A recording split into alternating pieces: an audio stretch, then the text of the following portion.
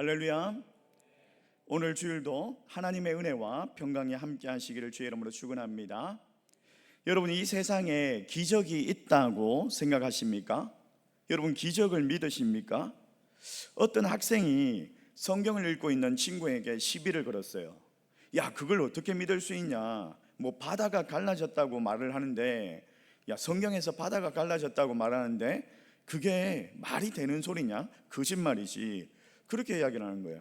너 정말 그걸 믿느냐? 이러면서 성경을 읽고 있는 친구에게 빈정거리면서 그렇게 이야기를 했어요.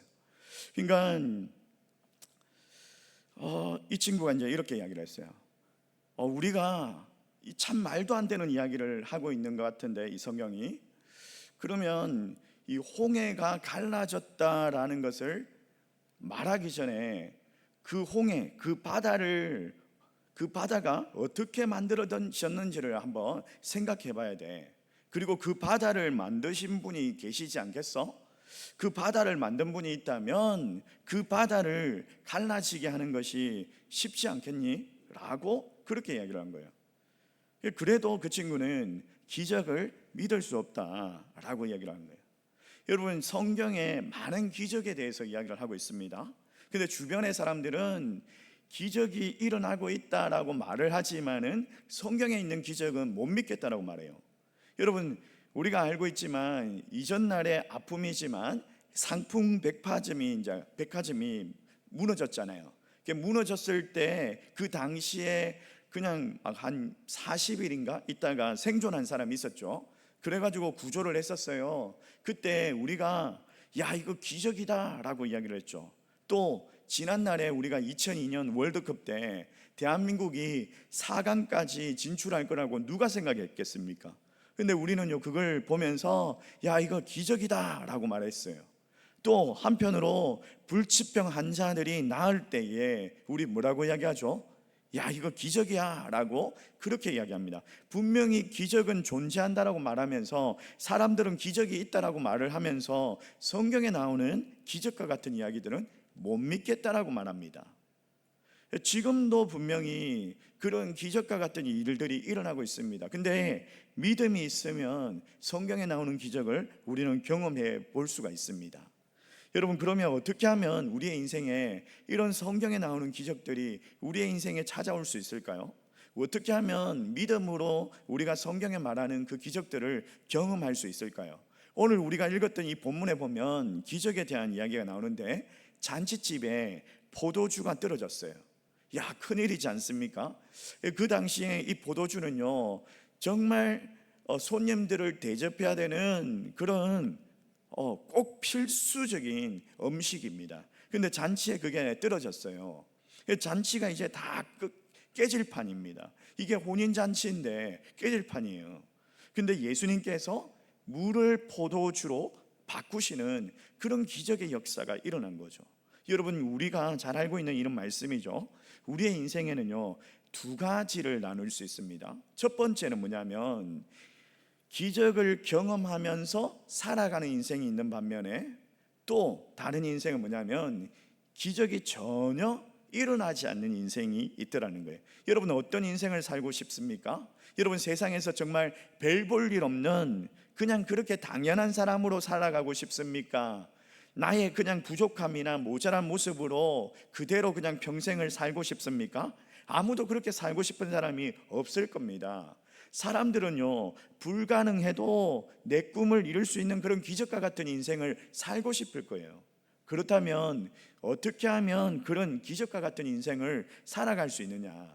내 인생이 변화될 수 있느냐? 어떻게 해야지 우리의 인생 가운데 기적이 찾아오느냐? 자, 첫 번째로 보니까 부족함이 기적의 시작이더라는 거예요. 부족함이 기적의 시작이더라. 여러분, 기적은요, 인간의 능력으로 행할 수 있는 일이 아니잖아요. 국어사전에 보니까 기적이 뭐냐? 상상으로서는 할 수 없는 신비의 능력이 다라고 그렇게 얘기를 하고 있어요. 그러니까 인간의 한계를 뛰어넘는 초월적인 능력을 요구하는 것이 기적이라는 거예요. 그러므로 이제 이 기적은요, 아무 때나 일어나는 일이 아니잖아요. 내가 할 수 없는 한계에 부딪혔을 때, 나의 부족함을 알 때에 그 유일하게 그 기적을 행하실 수 있는 하나님 앞에 기도할 때에 일어나는 일이 기적이라는 거예요. 여러분, 요한복음 2장 3절 말씀, 오늘 우리가 읽었던 말씀이죠. 우리 같이 한번 더 다시 한번 읽어볼까요? 같이 읽습니다. 시작. 포도주가 떨어진지라 예수의 어머니가 예수에게 이르되 저들에게 포도주가 없다 하니. 포도주가 떨어진지라 라고 이야기해요. 기적이 언제 일어났죠? 포도주가 바닥이 났을 때에 일어났더라는 거예요. 예수의 어머니 마리아가 이 포도주가 모자란 것을 이제 알고 예수님께 와서 알립니다. 포도주가 떨어졌다라고 이야기합니다. 근데 한번 생각해 보십시오. 그냥 예수님의 어머니 마리아가 와가지고 예수님께 알렸다? 그렇게 읽고 지나가면 안 돼요. 성경을 한번 생각해 보십시오. 의문을 가질 필요가 있죠. 포도주가 떨어졌어요. 근데 왜 예수님의 어머니가 이걸 참견하죠? 왜 예수님의 어머니가 이걸 문제 삼죠? 한번 생각해 보십시오. 제가 결혼식을 하고 있는데 음식이 부족합니다. 음식이 떨어졌어요. 저희 사촌형이 와가지고 저한테, 야 윤종아, 결혼식에 이 음식이 다 떨어졌는데 어떡하지? 라고 묻는 거는 그렇게 해야 되는 거 맞죠? 그렇게 해야 되는데, 근데 그 사촌형님이 결혼을 축하하러 온 하객에게 가가지고, 손님에게 가가지고 음식이 떨어졌습니다. 어떻게 할까요? 이렇게 이야기하면 이거 그 손님이 너무 황당하지 않겠습니까? 여러분, 그런 경험이 있죠. 옷 사러 갔는데, 옷가게에 옷 사러 가가지고 옷을 고르고 있는데 뒤에 따라 들어온 손님이 내가 주인인 줄 알고 사장님 이 옷 얼마예요? 이렇게 물어보면 황당하지 않습니까? 그런 경험을 하고 있는 거예요. 예수님의 어머니 마리아가 예수님께 포도주가 떨어졌다 이야기해요. 그러니까 예수님이 뭐라고 말씀하시죠? 나와 무슨 상관이 있습니까? 라고 이야기를 하죠. 여러분, 그 당시에 우리로서는 이해할 수 없는 이런 본문인데, 21세기를 살아가는 우리는요, 그냥 나가서 포도주 사오면 안 됩니까? 라고 생각할 수 있죠. 뭐 이해하기 힘든 부분이에요. 요즘 같으면 그냥 나가서 사오면 됩니다. 근데 그 당시에 포도주는요, 귀한 물건이에요. 귀한 음료예요. 이걸 손님을 대접하는 데 쓰기 위해 가지고 오랫동안 숙성을 했다가 이런 잔칫날 사용하는 거예요. 당시에 포도주를 그냥 쉽게 구할 수 있는 게 아니에요. 그리고 그 당시에는요, 일주일 동안 이 결혼식을 합니다. 일주일 동안 결혼식을 하니까 거의 뭐 한 3, 4일 막 7일 동안 결혼식을 하니까 많은 양의 포도주가 필요한 거죠. 그러니까 이게 당장 구할 수 있는 게 아니에요. 여러분, 우리나라는 잔치를 하면 뭐를 대접합니까? 보통 식혜를 대접하죠. 식혜가 하루아침에 만들어집니까? 제가 식혜를 안 만들어 봐가지고, 식혜도 뭐 몇 시간 걸려야지 만들 수 있잖아요. 당장 식혜가 다 떨어졌는데 야 식혜 좀 가져와 봐라 이러는데 식혜를 어떻게 구해요? 그런 거예요. 예수님의 어머니 마리아가 예수님께 그 이야기를 했어요. 좀 황당하지 않습니까? 손님으로 왔는데 예수님께 지금 포도주가 떨어졌다라고 그렇게 이야기를 하는 거예요. 왜 예수님의 어머니 마리아가 왜 예수님께 이걸 알렸을까요? 이 포도주가 부족하다는 사실을 알렸을까요? 마리아는 알고 있는 거죠. 마리아는요, 남자를 가까이 하지 아니하고 동정녀의 상태에서 성령으로 예수님을 잉태하셨습니다. 그리고 예수님께서 하나님의 아들이라는 것을 알고 있었던 거예요. 믿었던 거예요. 자기가 낳았지만은 하나님의 아들이라는 것을 누구보다 확실히 믿었던 거예요. 동정녀 탄생이라는 기적적인 방법으로 하나님의 아들을 이 땅에 보내주신 하나님의 기적을 이미 경험했기 때문에 이 마리아는 알고 있었어요. 예수님이 인간의 힘으로 할 수 없는 그런 절박한 환경을, 그런 상황들을 해결할 수 있다는 것을 믿었던 거예요. 그래서 예수님께 말을 한 거죠. 여러분, 기도로 기적을 맛본 사람이 있죠. 5만 번의 기도 응답 아십니까? 조지 물러 목사님은 그는 이제 20세 때에 친구를 따라 기도에 참석했다가 완전히 성령의 은혜를 받고 새로운 사람이 되었습니다. 신앙으로 이제 거듭나고 나서 그가 이제 사명을 받게 되죠. 고아들을 위해 가지고 전쟁통에 그 고아들이 많이 생겼는데 이 고아들을 위해 가지고 고아원을 세워 가지고 1만 명이 넘는 고아들을 돌보았다고 합니다. 놀라운 사실은요, 10,000명이 넘는 고아를 돌보는데 한 번도 도움을 요청해 본 적이 없대요. 늘 하나님 앞에 기도해 가지고 5만 번 이상의 기도에 응답을 받았대요. 놀라운 기적의 경험이죠. 이 조지 물러 목사님께서 기도를 하자 초겨울에 이제 막 보일러가 터져 가지고 막 추운데 북풍이 불어오고 있는데 기도를 하자 그 북풍이 사라지고 따뜻한 남풍이 불어와 가지고 그날 저녁에 따뜻하게 잘 수 있었다. 또 기도를 하자 빵이 막 떨어져 가지고 이제 더 이상 먹을 것이 없는데 우리 식기도를 하자 이러고 기도를 했는데 그 빵을 싣고 가던 수레가 아무런 예고도 없이 그냥 고아원 문 앞에서 그게 바퀴가 고장이 나가지고 그래가지고 그 고아원에 빵을 주고 가더라는 거예요. 기도를 하자 정확하게 1분 만에 필요한 금액이 송금되고 하나님께서 공급해 주시는 것을 경험했더라는 거예요. 이 모든 것이 내 힘으로 할 수 없는 어쩔 수 없는 한계에 부딪혔을 때, 부족함을 느꼈을 때, 기도했을 때에 일어났던 기적이었다라는 거예요. 여러분, 기적을 맛보고 싶습니까? 평생 기도의 기적을 경험했던 이 조지 물러 목사님께서 이렇게 말씀하셔요. 우리가 부족할 때 하나님의 능력이 나타날 때입니다. 아멘이십니까? 우리가 부족할 때 하나님의 능력이 나타날 때인 줄 믿으시길 바랍니다. 우리가 약할 때, 우리가 절박한 한계에 부딪혔을 때 바로 그때가 예수님의 능력이 나타나는 기적의 때라는 거예요. 우리가 한계에 부딪혀가지고 절망하고 있을 때 여러분 절망하지 마십시오. 기도하시기 바랍니다. 기도할 수 있다면 잔치집에 그 포도주가 떨어져 있는 절박한 상황 가운데서도 낙심할 수 없습니다. 하나님의 아들 예수 그리스도 찾을 수밖에 없는 거예요. 그 절박한 환경 가운데 기적을 베풀어 주실 하나님의 능력을 경험할 수가 있어요. 그 순간에 우리의 부족함은요 넘치는 축복으로 변화되는 그 은혜를 경험하게 될 것입니다. 두 번째로 어떻게 하면 우리의 인생이 기적이 찾아올까요? 우리의 인생에 어떻게 하면 기적이 찾아올까요?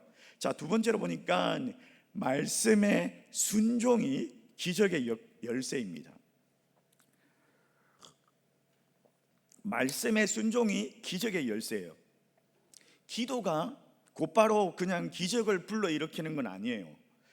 부족함을 느낀다고 해서 누구나 막 기적을 체험하고 채워짐을 경험하는 것은 아닙니다. 기도한다고 해서 누구나 기적적인 그냥 응답이 일어나는 것은 아니에요.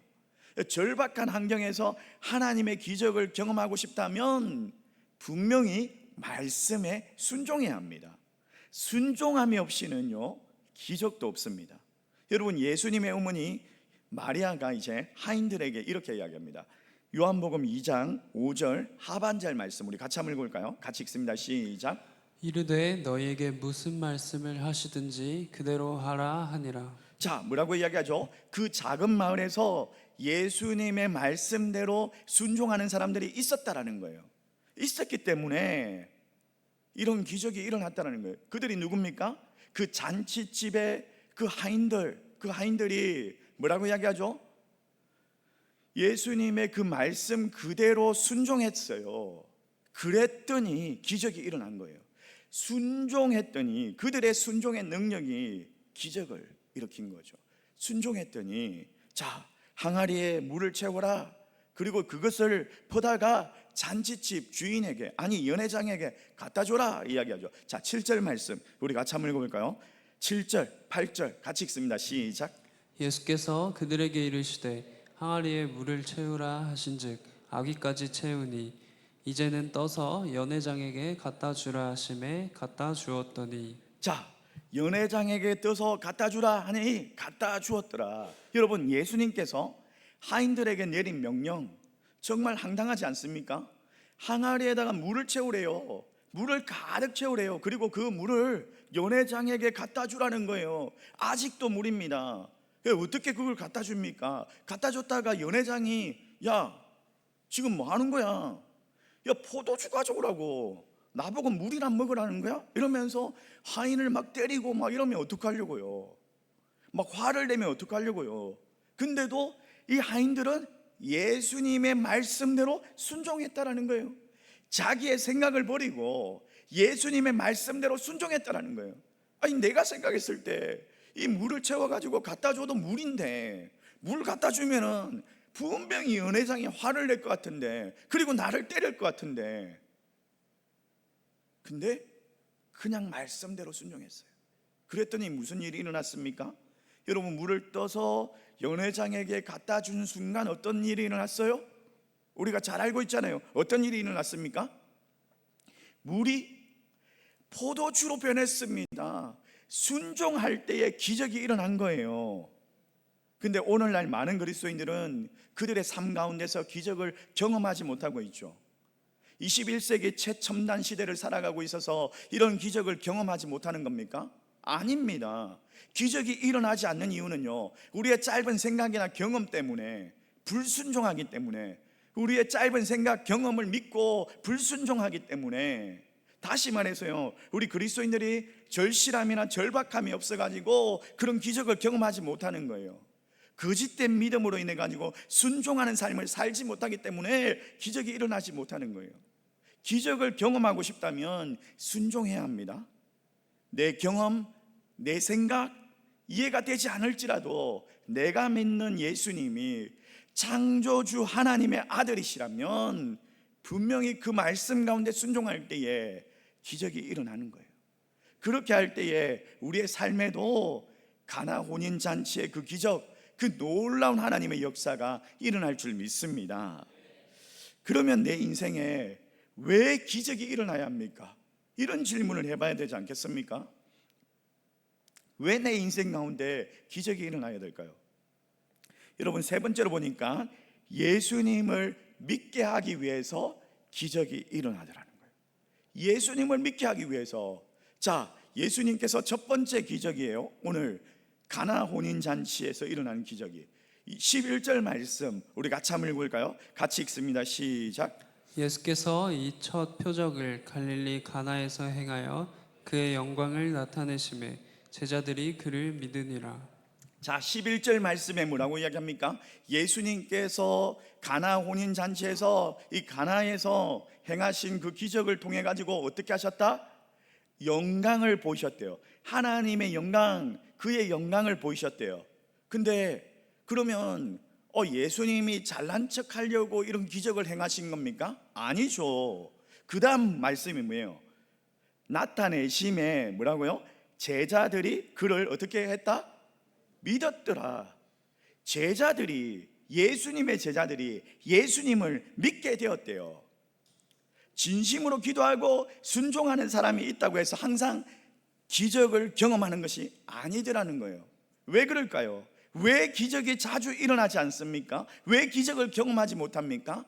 가나 혼인잔치에 기적을 베푸신 예수님께서 왜 그 결혼식에는 기적을 베풀어 주시고, 여러분, 인간적으로 부족함을 느낄 때가 많잖아요. 근데 분명한 목적이 없으면 기적을 베푸시지 않는다라는 거예요. 제가 올해 이제 결혼한 20년 차거든요.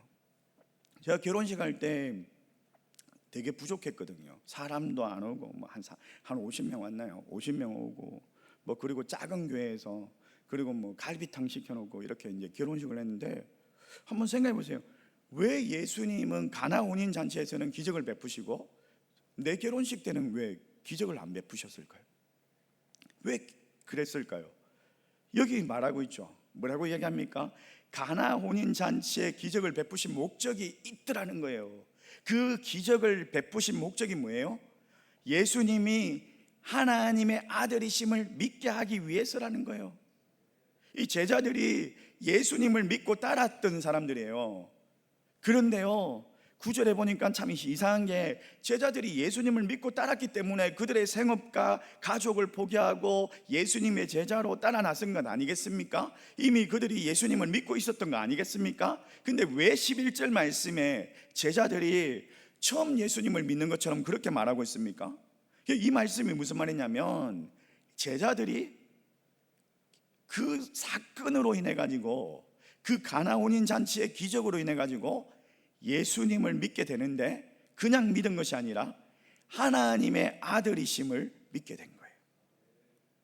그냥 지금까지는 단지 정말 위대한 서성으로 믿고 따랐다면, 그 기적을 통해 가지고 예수님이 우리를 구원하실 하나님의 아들이심을 믿게 되었다라는 거예요. 여러분, 물이 포도주로 변화되는 이 기적, 어떻게 예수님이 하나님의 아들이시고 우리를 구원하시기 위해서 이 땅에 오신 구원자이신 그런 나타내는 표적입니까? 라고 물어볼 수 있겠죠. 그 답은요 이렇게 되어 있어요. 여러분, 이 기적이요, 이 가나 혼인 잔치에 물이 포도주로 바뀌는 역사가 여러분 어디에 나타나냐면, 이 기적이 어디에 연관이 되냐면, 포도주가 뭘 상징하죠? 뭐를 상징하죠? 예수님의 피를 상징하죠. 예수님께서 잡히시던 날 밤에 제자들과 함께 최후의 만찬을 베푸십니다. 그리고 제자들에게 이 포도주를 나누어 주시면서 이렇게 말씀하셔요. 자, 마태복음 26장 27절 말씀 우리 같이 한번 읽을까요? 같이 읽습니다. 시작. 또 잔을 가지사 감사기도 하시고 그들에게 주시며 이르시되 너희가 다 이것을 마시라.